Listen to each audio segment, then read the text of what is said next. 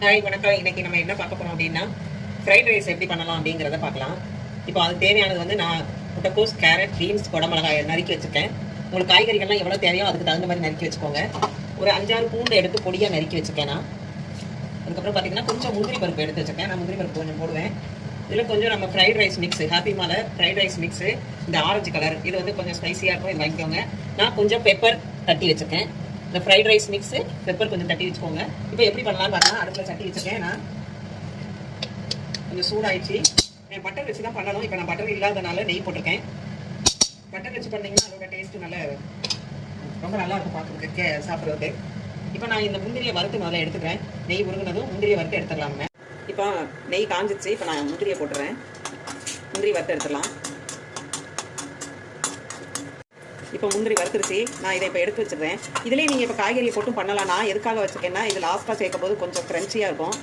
இது காய்கறியில் நம்ம போட்டுட்டோம்னா கொஞ்சம் இதாகிடும். நான் இப்போ அதே நெய்யில் வந்து கொஞ்சம் பூண்டை போட்டு லைட்டாக வதக்கிட்டு காய்கறியை போட்டுருவேன். பூண்டு கருகக்கூடாது. கருகிட்டுனா வாசனை உங்களுக்கு வேறு மாதிரி மாறிடும். இப்போ பூண்டு வதங்கிடுச்சு. இதில் நான் குடமிளகா போட்டுறேன். இதை நீங்கள் என்ன வேணாலும் சேர்த்துக்கலாம். ஸ்வீட் கார்னு, இப்போ நான் கேரட் பீன்ஸ் போட்டுறேன். ஸ்வீட் கார்ன் சேர்த்துக்கலாம்.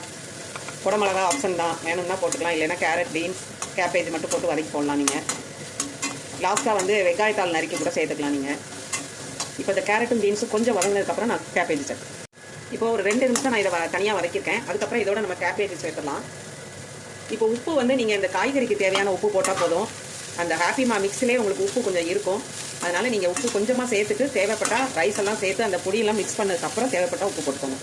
இப்போ பார்த்தீங்கன்னா நான் பாசுமதி ரைஸ் வந்து 20 நிமிஷம் ஊற வச்சு வடித்து எடுத்துகிட்டு வந்திருக்கேன். ஒரு 5 to 6 நிமிஷம் தான் வரும். இந்த மாதிரி பொலன்னு உதிர்ற மாதிரி நான் வடித்து எடுத்துகிட்டு வந்திருக்கேன். இதை தனியாக ஆற வச்சு வச்சுருக்கேன். இது இப்போ நமக்கு வதங்கிடுச்சு. இதில் ஒரு கொஞ்சம் லைட்டாக உப்பு சேர்த்துக்கலாம். அந்த அளவு உப்பு போட்டுருக்கேன். தேவைன்னா கூட நீங்கள் அப்புறமா ரைஸ் போட்டுட்டு உப்பு சேர்த்துக்கோங்க. இந்த காய்கறி வந்து பாதி வேக்காடு தான் இருக்கணும். ஆஃப் குக்கு தான் வேகணும்.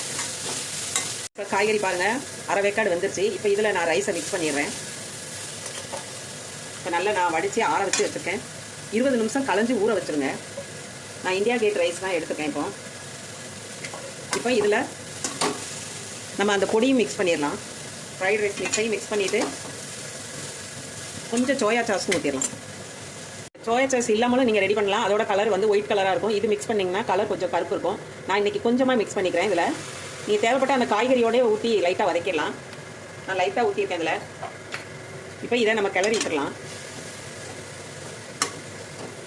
இப்போ அந்த பொடியும் மிக்ஸ் பண்ணிடலாம். நம்ம ஃப்ரைட் ரைஸ் மிக்ஸ் பண்ணிடலாம்.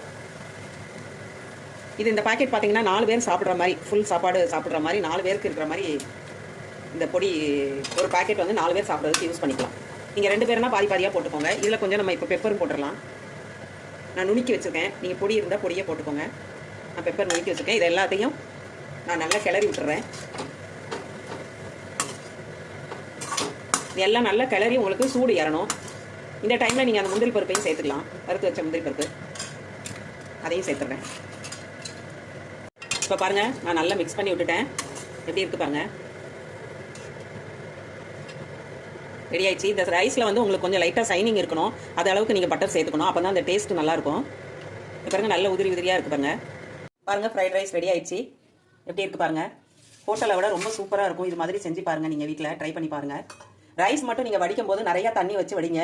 இல்லைன்னா அது வந்து கொலன்னு ஆயிரும். நிறைய தண்ணி வச்சு 6 நிமிஷம் அதை நீங்கள் வாயில் போட்டு பார்த்தாலே உங்களுக்கு தெரியும் அதோட தன்மை. அப்போ நீங்கள் வடிச்சிட்டு இது மாதிரி ஆற வச்சுட்டு இறங்கிக்கோங்க. செஞ்சு பாருங்கள், சாப்பிட்டு பாருங்கள். லைக் பண்ணுங்கள், ஷேர் பண்ணுங்கள், சப்ஸ்கிரைப் பண்ணுங்கள். நன்றி, வணக்கம்.